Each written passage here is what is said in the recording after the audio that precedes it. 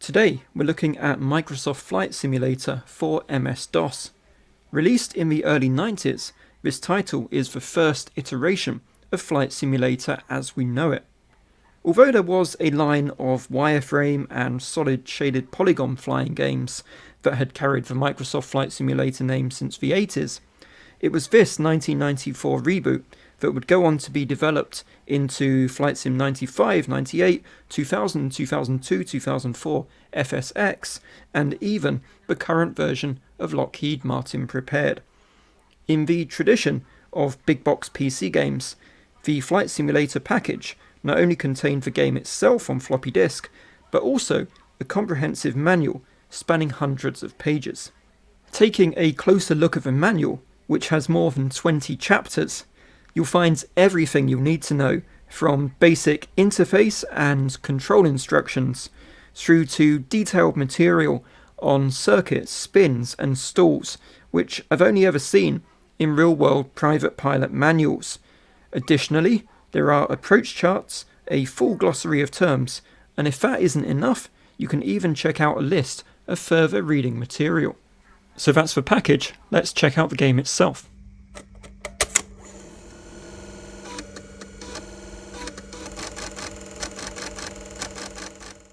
Just for convenience, I'm running this in DOSBox and I've already copied the contents of the floppy disks into a local folder.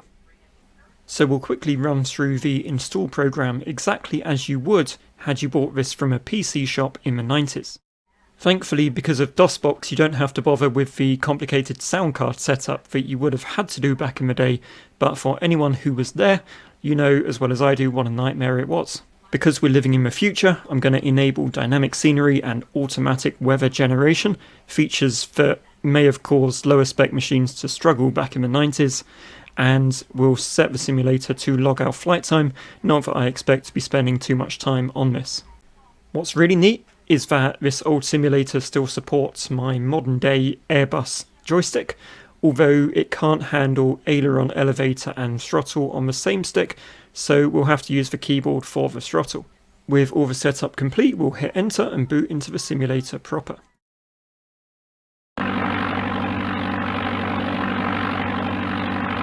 As with every version of Flight Simulator right up until 2000, this simulator starts at CGX Airfield in Chicago.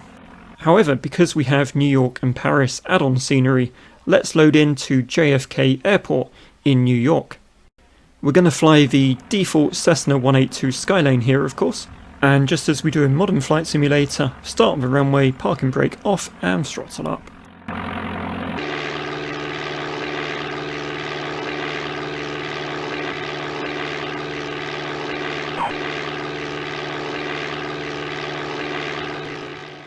So as we climb, we're going to rotate round and check out some of this high-tech, texture-mapped scenery around the New York area. We won't fly too close to the city for obvious reasons, so we're just going to check out the JFK Airport terminal here.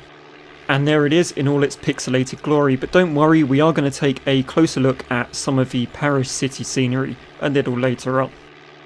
One very cool feature of this simulator, which seems to have gone missing in later versions, is the Land My Plane functionality. So you literally just click a button here and the computer flight instructor takes over the airplane, finds your nearest runway and lands on it. So it's picked out Kennedy 31 left, and let's see how it does. This feature doesn't seem to work in some of the faster airplanes like the Learjet, but in the Cessna it has no problem turning around and flying you back to JFK. Essentially, it flies out to a point where it can join a standard traffic pattern, and eventually it reaches the point where it can make a reasonably shallow turn onto final, and it begins a descent towards the runway. This is the closest you can get in this game with the default airplanes to an automatic ILS approach. You get the raw data guidance displayed if you tune the nav frequency, but there's no autopilot by default. Let's see if our virtual flight instructor can stick the landing.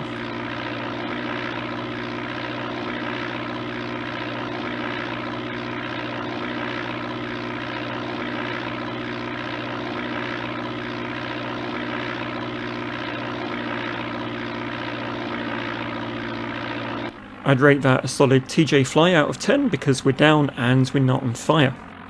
Of course, unlike the ultra-modern MSFS, this ancient product has a replay mode, so let's check that out.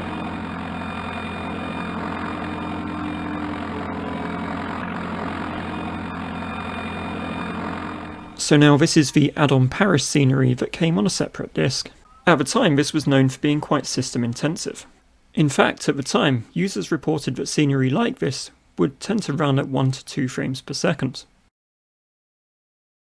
These are the airplanes that Microsoft Flight Simulator came with out of the box. So the 182 we've already seen, the Learjet 35 we're going to fly in a minute, the sailplane we're not going to feature specifically, but this is what it looks like, and the Sopwith Camel, the World War I biplane, we're going to take a look at that towards the end of the video. Let's take the Learjet for a spin. So it's obviously much faster and more manoeuvrable than the Cessna 182. And the 2D instrument panel sort of replicates the glass cockpit that you'd find in one of these planes. When this simulator came to Windows as Flight Simulator 95, a Boeing 737 was added to build out the simulator's default fleet of jets. After a quick circuit, let's now attempt to land the Learjet 35 at the Chicago airfield. We're now coming to the end of our look at Microsoft Flight Simulator.